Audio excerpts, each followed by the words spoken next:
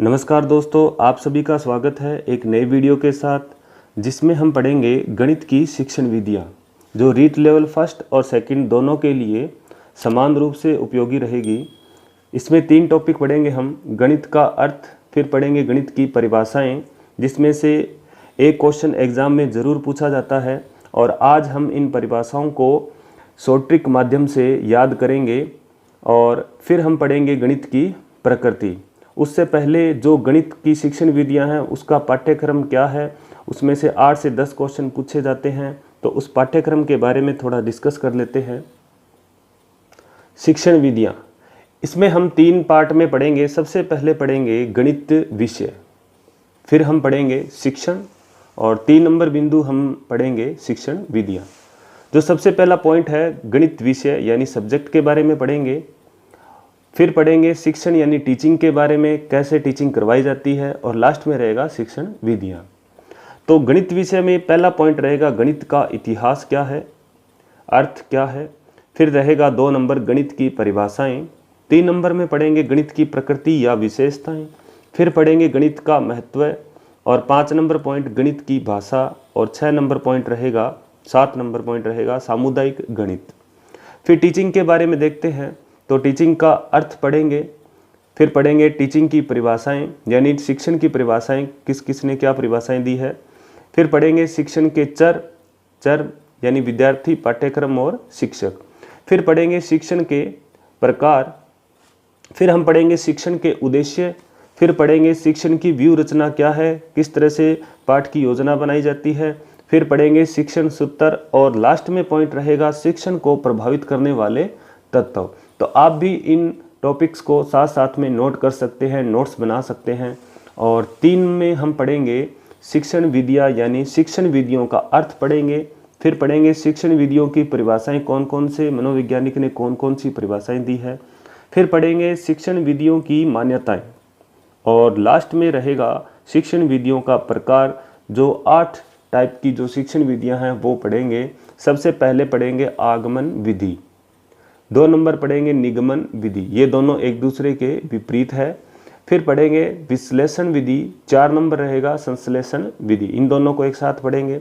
5 number project विधि, किसने दी है, इनके बारे में भी पढ़ेंगे। 6 नंबर पॉइंट पढ़ेंगे समस्या समाधान विधि। 7 नंबर पॉइंट रहेगा प्रयोगशाला विधि और 8 नंबर जो विधि रहेगी वो रहेगी अनुसंधान विधि। तो चलिए बात करें गणित विषय में। सबसे पहले पॉइंट गणित का अर्थ।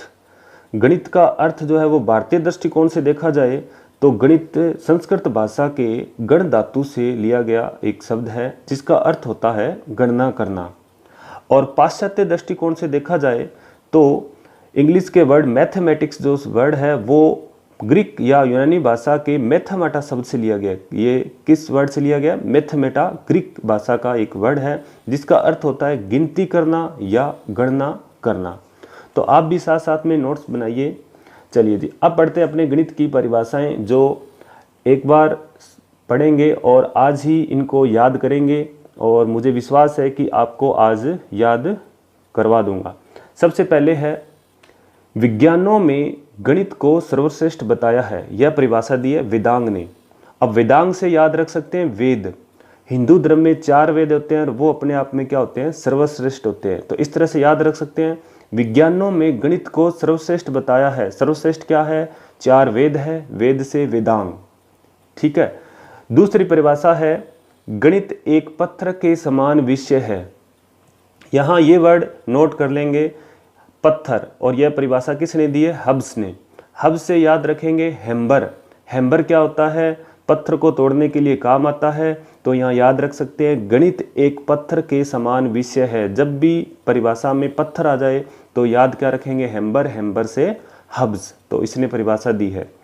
तीसरा जो परिभाषा दी है वो है मानसिक शक्तियों को प्रशिक्षित करता है। यह परिभाषा दी है किसने? प्लेटो ने। अब इसे याद रख सकते हैं प्लेटो से पायलट। पायलट क्या करता है? जब एरोप्लेन उड़ाता है तो उसकी मानसिक शक्तियों को प्रशिक्षित करके फिर ही उसको प्लेन उड़ाने दिया जाता है। तो प्लेटो से याद रखेंगे मानसिक शक्तियों को प्रशिक्षित करता है कौन? प्लेटो। जिसकी मानसिक शक्तियां प्रशिक्षित होगी वही एरोप्लेन उड़ा सकता है। और एरोप्लेन कौन उड़ा सकता है? पायलट उड़ा सकता है, और पायलट से प्लेटो याद रखेंगे। तो ये 3 परिभाषा हो गई है। फिर है 4 नंबर, गणित की उन्नति में ही सबकी उन्नति है। तो नेपोलियन ने इसकी परिभाषा दी है। तो इसको यह ऐसे याद रख सकते हैं कि नेपोलियन जो था वो सबकी उन्नति में ही उन्नति चाहता था। तो इस तरह से याद रख सकते हैं कि गणित की उन्नति में ही सबकी उन्नति है, यह परिभाषा दी है नेपोलियन ने। फिर 5 नंबर परिभाषा हम पढ़ेंगे, इसमें से एक परिभाषा जरूर एग्जाम में मिलेगी। 5 नंबर है, गणित वह भाषा है जिससे परमेश्वर ने संपूर्ण विश्व जगत या ब्रह्मांड को लिख दिया है। यह परिभाषा दी है किसने?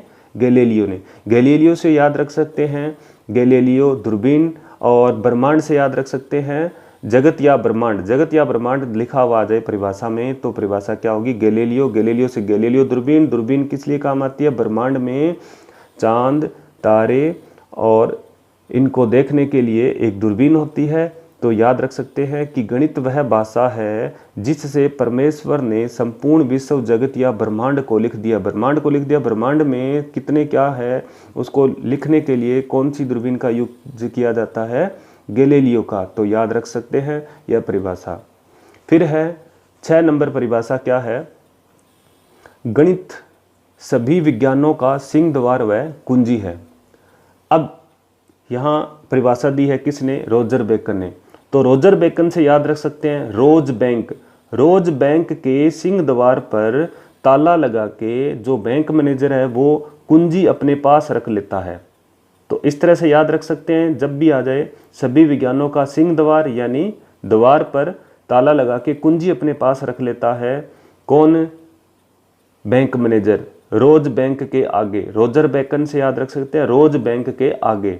तो यह परिभाषा दी है रोजर बेकन ने। गणित सभी विज्ञानों का सिंह द्वार व कुंजी है। 7वीं परिभाषा देखते हैं, गणित सभ्यता व संस्कृति का दर्पण है। गणित सभ्यता व संस्कृति का दर्पण है। तो यहाँ ऐसे ये जो वर्ड है ये नोट कर लेंगे। और यह परिभाषा किसने दी है? होगवैन ने।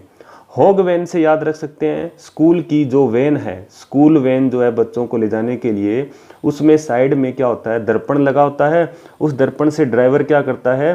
पीछे वाली चीज़ों को देखता है, और पीछे क्या है जिसे हम छोड़ के आए हैं वो क्या है? हमारी सभ्यता और संस्कृति है। तो इस तरह से याद रख सकते हैं होगवैन ने परिभाषा कौन सी दी है? गणित सभ्यता व संस्कृति का दर्पण है। 2 वर्ड याद रखेंगे, होगवैन। होगवैन से स्कूल की वैन के क्या लगाता है? दर्पण। और वह क्या करता है? सभ्यता व संस्कृति का दर्शन करवाता है। फिर परिभाषा देखते हैं, गणित तर्कसम्मत विचार है। यह परिभाषा दी है किसने? डटन ने। तो यहाँ देखिएगा, जब डिबेट करते हैं तो 2 या 3 या 4 लोग, तो वो तर्क और वितर्क अच्छी तरह से कौन कर सकता है? जो डटकर रहे डिबेट में, डटकर मुकाबला करे, वही तर्क और वितर्क दे सकता है। तो यहाँ याद रख सकते हैं गणित तर्क सम्मत विचार है। तर्क सम्मत विचार कौन दे सकता है? जो डटकर मुकाबला करे। तो यहाँ क्या हो जाएगा? डटन। तो परिभाषा किसने दी है? डटन ने। गणित तर्क सम्मत विचार है। फिर परिभाषा देखते हैं, गणित विज्ञान की रानी है। यह परिभाषा दी है गोस ने। गणित विज्ञान की रानी है। यहाँ याद रख सकते हैं विज्ञान की रानी या किसान की रानी। रानी याद रख सकते हैं। यह गोस, गोस से बोस याद रख सकते हैं। जो बोस होता है उसी की रानी होती है। वैसे तो राजा की रानी होती है, लेकिन एक याद रखने के लिए ट्रिक याद रख सकते हैं, बोस की रानी। ऐसे गोस से बोस, बोस की रानी। गणित विज्ञान की रानी है, परिभाषा दी है गोस ने। फिर देखते हैं 10 नंबर परिभाषा, गणित विज्ञान का नौकर है। यह परिभाषा किसने दी है? बेल ने। बेल ने। तो विज्ञान से आप बना लो शब्द किसान। किसान का नौकर कौन होता है? बेल होते हैं। किसान का नौकर कौन होता है? बेल, जो खेत में काम करते हैं। तो यहाँ याद रख सकते हैं गणित विज्ञान का नौकर है। नौकर आते ही किसने परिभाषा दी है? बेल ने। फिर देखते हैं 11 नंबर परिभाषा, गणित एक मार्ग है। गणित एक मार्ग है, परिभाषा किसने दी है? जॉन लॉक ने। जॉन लॉक से याद रख सकते हैं लॉकडाउन। लॉकडाउन लगा था तो सभी मार्ग क्या हो गए थे? बंद हो गए थे। और जब अनलॉक हो गया तो सभी मार्ग क्या हो गए? खुल गए। तो कभी भी परिभाषा आ जाए ये गणित की कि गणित एक मार्ग है, तो क्या याद रखेंगे? जॉन लॉक, लॉकडाउन, लॉकडाउन में मार्ग सभी बंद हो गए, अनलॉक में सभी मार्ग खुल गए। तो यह परिभाषा दी है जॉन लॉक ने। 12 नंबर परिभाषा देखते हैं। गणित अमूर्त अवस्था को मूर्त अवस्था देता है। यह परिभाषा दी है मार्शल स्टोन ने। गणित अमूर्त अवस्था को मूर्त अवस्था देता है, परिभाषा किसने दी है? मार्शल स्टोन ने। तो मार्शल स्टोन से याद रख सकते हैं मार्शल आर्ट वाले। मार्शल आर्ट वाले क्या करते हैं? अमूर्त अवस्था को मूर्त अवस्था देते हैं। इस तरह से याद रखने का तरीका है, याद रख सकते हैं। अमूर्त अवस्था को मूर्त अवस्था देते हैं कौन? मार्शल आर्ट वाले। तो यह परिभाषा किसने दी है? मार्शल स्टोन ने। फिर परिभाषा देखते हैं 13 नंबर, लास्ट परिभाषा जो रहेगी, जो विद्यार्थी ज्यामिति नहीं समझ सकते वे इस विद्यालय में नहीं आ सकते। यह परिभाषा दी है प्लेटो। प्लेटो से वही याद रख सकते हैं, पायलट, एरोप्लेन उड़ाने वाला। तो परिभाषा फिर से देखिए, जो विद्यार्थी ज्यामिति नहीं समझ सकते वे इस विद्यालय में नहीं आ सकते। तो पायलट से प्लेटो। पायलट कहता है कि जिसको एरोप्लेन में चढ़ने से डर लगता है वो इस एरोप्लेन में नहीं आ सकते। ऐसे याद रख सकते हैं कि जो पैसेंजर या जो लोग एरोप्लेन में चढ़ने से डरते हैं या ऊपर की ऊंचाई से डरते हैं वो इस एरोप्लेन में नहीं आ सकते। तो यह परिभाषा किसने दी है? प्लेटो ने। तो इस तरह से याद रख सकते हैं। तो मैं उम्मीद करता हूं दोस्तों कि आपको 13 की 13 परिभाषाएं याद हो गई होगी। नहीं तो आप वीडियो को फिर से आप देखिए, गणित की परिभाषाएं, एक क्वेश्चन जरूर इसमें से बनेगा ही बनेगा। तो आपको अगर पसंद आया तो वीडियो को लाइक कीजिएगा। चलिए देखते हैं नेक्स्ट, गणित की प्रकृति। इसमें पहला पॉइंट है, गणित एक सार्वभौमिक व अंतर्राष्ट्रीय विषय है। यानी गणित जो है वो यूनिवर्सल है और अंतर्राष्ट्रीय विषय, सभी देशों में गणित का जो सब्जेक्ट है वो लगाया जाता है बच्चों को पढ़ने के लिए। फिर 2 नंबर पॉइंट रहेगा, गणित में नियमों, सिद्धांतों, सूत्रों व गणनाओं का अध्ययन किया जाता है।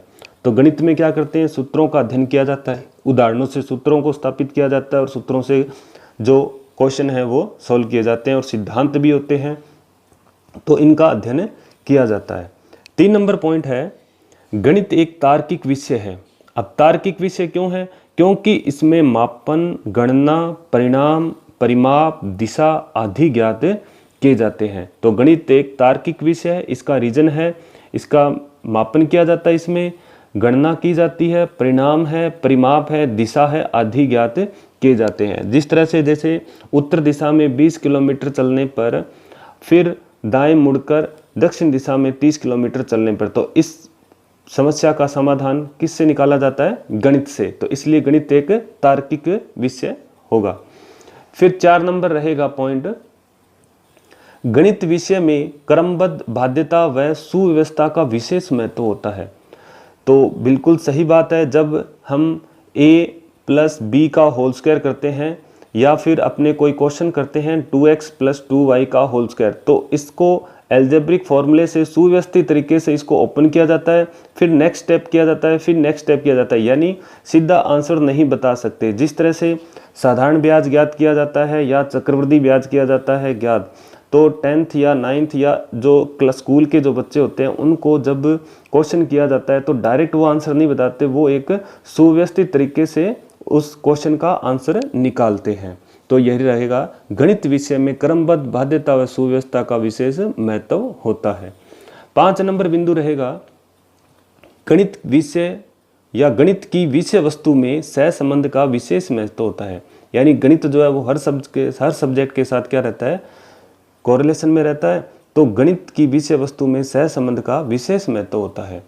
फिर 6 नंबर पॉइंट रहेगा, गणित विषय में नियम, तत्व, सिद्धांत व सूत्र निश्चित होते हैं।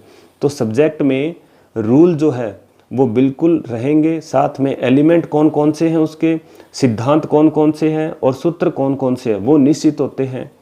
फिर 7 नंबर पॉइंट रहेगा, गणित विषय का महत्व दैनिक जीवन से है, इसलिए गणित विषय को कला एवं विज्ञान दोनों कहा जाता है। तो दैनिक जीवन में भी गणित विषय का बड़ा महत्व है, इसलिए गणित को जो है वो कला और विज्ञान दोनों ही कहा जाता है। फिर 8 नंबर पॉइंट रहेगा, गणित एक अमूर्त विज्ञान है। गणित एक अमूर्त विज्ञान है फिर 9 नंबर पॉइंट रहेगा, गणित एक व्यवहारिक एवं जीवन उपयोगी विषय है। गणित जो है वो व्यवहार में भी उपयोग किया जाता है, अपने पास पैसे हैं, किसी का लेन देन करना है या फिर ज़मीन है, ज़मीन का हिसाब करना है, तो व्यवहारिक में भी काम आता है और जीवन उपयोगी विषय है। अगर किसी को ज़्यादा पैसे दे दिए तो इसका मतलब हमें गणित का विज्ञान नहीं है, और अगर अच्छा गणित का विज्ञान है सब्जेक्ट का तो हम हर जो हिसाब है वो कर सकते हैं, घर का है, दुकान का है, बिजली का बिल है, हिसाब करके अपने दे सकते हैं। 10 नंबर पॉइंट रहेगा, गणित की अपनी एक भाषा होती है।